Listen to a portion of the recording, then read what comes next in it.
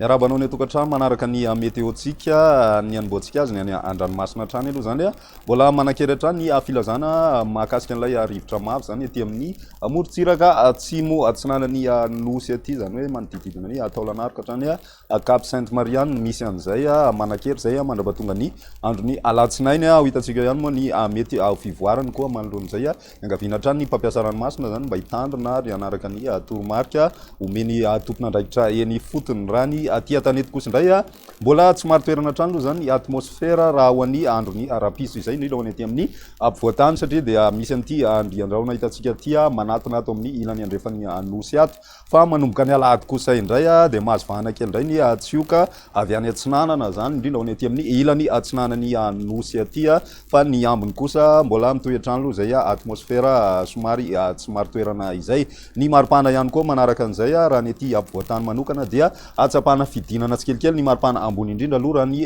roa andro faraparana zany hoe manomboka ny alahady sy ny alatsinainy ihany torak'izay ihany koa ny morontsiraka atsinanana fa ny aty amin'ny taniny atsimo andrefana kosa indray no ahitana fiakarana be indray ny maripana mety mahatratra hatrany amin'ny 70 degré celsius ihany izay maripana izay raha tsika amin'ny tsipriany avy eo moa zany mahakasikasika izay ny rivotra ihany koa mafimafy raha ny aty amin'ny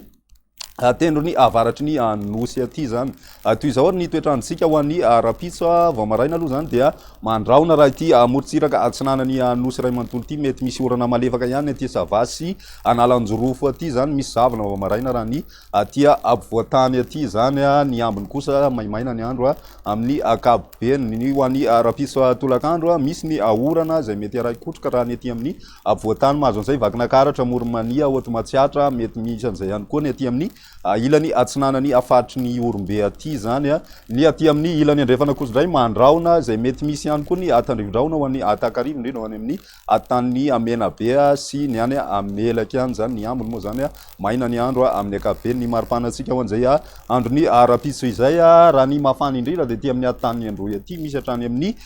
7 degré celsius ny ambony indrindra raha ny aty ampovoantany kosa tsy dia misy fiovana firy raha mitany ity androany ity zany ho an'ny androny alahady dia araky ny efa natsidika teo misy ny tsioka avy any atsinanana na izany na zany somary maimaina aloha zany fa ny takariva kosa dia somary mikisaka aty andrefana aty zany ny orana zay mety araikotroka zany hoe ny atany menabe sy melaky ihany no miaina an'izay zany ny morontsiraky ny vadivavy sy fidivinany ihany koa misy ny orana malefaka na mety miendrika atandrivindraona izay indraindray zany ny maripanatsika ho an'ny androny alahady izay atsapana fidinana ny maripana ambony indrindra raha ny aty amin'ny tany sy ny ilany atsinanana fa ny mafana indrindra somary mikisaka aty amin'ny